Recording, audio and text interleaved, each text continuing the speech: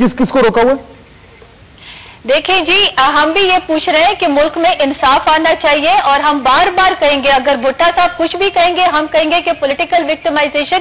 मैं इन FIA के officer के बारे में बात नहीं कर रही हूँ, मैं इन जनरल पॉलिटिकल विक्टिमाइजेशन की बात कर रही हूँ जो इनके दौर में हुई, जो एहतसाब सेल खोला गया वो इसके जवाब दे आज ये भी है। और अब हम ये भी पूछना चाहते हैं कि तैयारा अफगान केस में जब मियां बरादरान को जो छूट दी गई तो क्या वो हाई ट्रीजन नहीं था?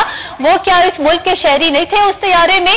बिल्कुल हम कहते हैं अदलिया के लिए हमने भी लड़ाई की है, हमारे इसमें एक पॉइंट है, लेकिन आज जो इन्होंने 17वीं और 18वीं तरमीम जो कॉन्स्टिट्यूशनल अमेंडमेंट 30-35 साल बाद जो इस मुल्क को कॉन्स्टिट्यूशनल अमेंडमेंट दी और मियां साहब ने जो नून लीग की कमजोरियां की तरफ आ रही है, ये नहीं पता कि क्यों जुडिशरी का उसका दिफा नहीं बनाकर वो भी जुडिशरी का एक टिल्ट है। अच्छा, मैं आपको ये भी याद कराता हूँ आसमा साहिबा के सबसे पहले शहबाज शरीफ साहब का हमने सबसे पहले ये नारा बुलंद किया, हमने ये विरोध किया, सुप्रीम कोर्ट में लगा हुआ है। आपने तो 2 साल पहले यहाँ पे खिताब करके प्रेसिडेंट साहब ने कहा था कि 17वीं तरमीम को हम खत्म करेंगे, प्रेसिडेंशियल जो पावर्स हैं उसको सरेंडर करेंगे। आज तक तो वो सरेंडर नहीं हुई। हम तो आज भी उसी के लिए हम कोशिश कर रहे हैं।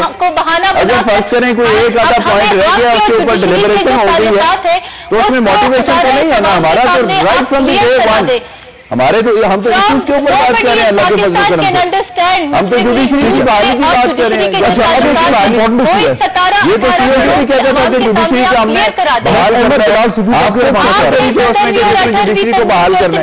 एक इम्पोर्टेंट इशू बड़ी होने जा रही है, आपने इसको रोका हुआ है। आपने डेमोक्रेसी और जमहूरियत के रास्ते में आज आपकी पार्टी आई हुई है। अच्छा, एक इम्पोर्टेंट इशू साहब मुझे बताएं कि सारी जो राम कहानी चल रही है इसमें वो $60 मिलियन का किस्सा है, वो पैसा कहां है? कुछ कानून के मुताबिक कुछ बताएं, आप फॉलो करते हैं। Where is the $60 million?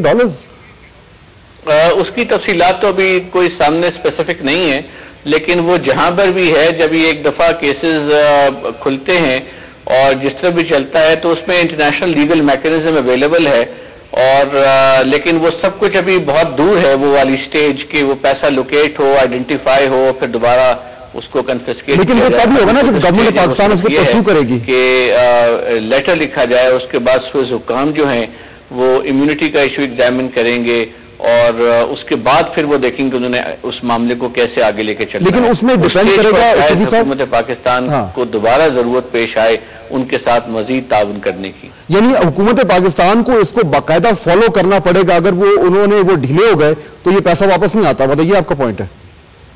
काफी डिफिकल्टीज आएंगी इसमें, काफी डिफिकल्टीज यानी इसको रिगरसली परस्यू करना पड़ेगा हुकूमत पाकिस्तान को अगर उन्होंने इस रकम को $60 मिलियन को ट्रेस करवाना है।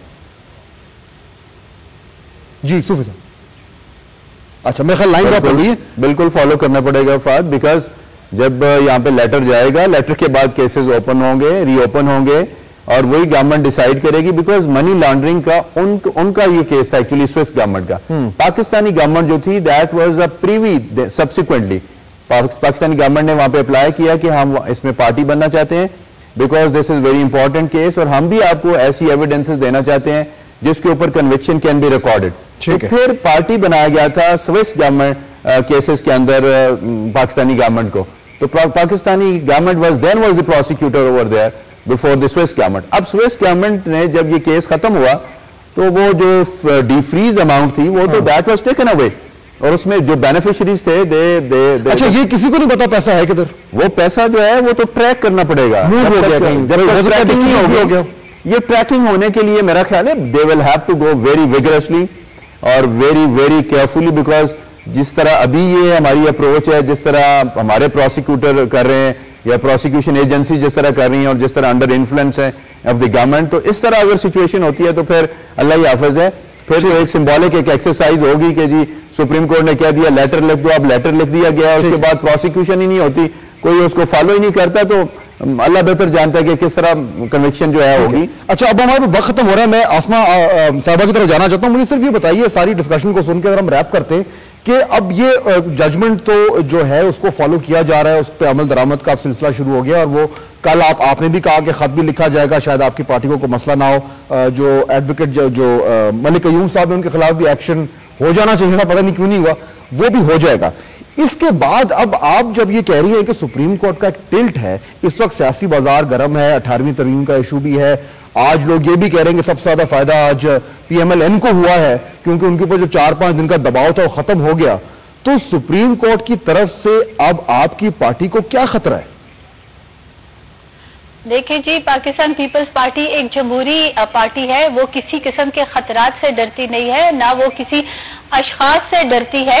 जमहूरियत के लिए शहीद मोहतरमा की स्ट्रगल और जुल्फिकार अली भुट्टो जिनका जुडिशियल मर्डर किया गया था इन्हीं कोर्ट्स ने, तो लेकिन आपको खतरा है? किसी से कोई खतरा नहीं है, लेकिन अफसोस की बात है कि पॉलिटिकल विक्टिमाइजेशन मैंने पहले भी कहा कि हर पाकिस्तानी ये पूछना चाहता है कि what is the connection between Noon, what is the hidden connection between Muslim league Noon and the judiciary at the moment, क्योंकि गवर्नमेंट का स्टांस तो बिल्कुल हिडन कनेक्शन है सुप्रीम कोर्ट और PMLN ने हमेशा कुर्बानी दी है।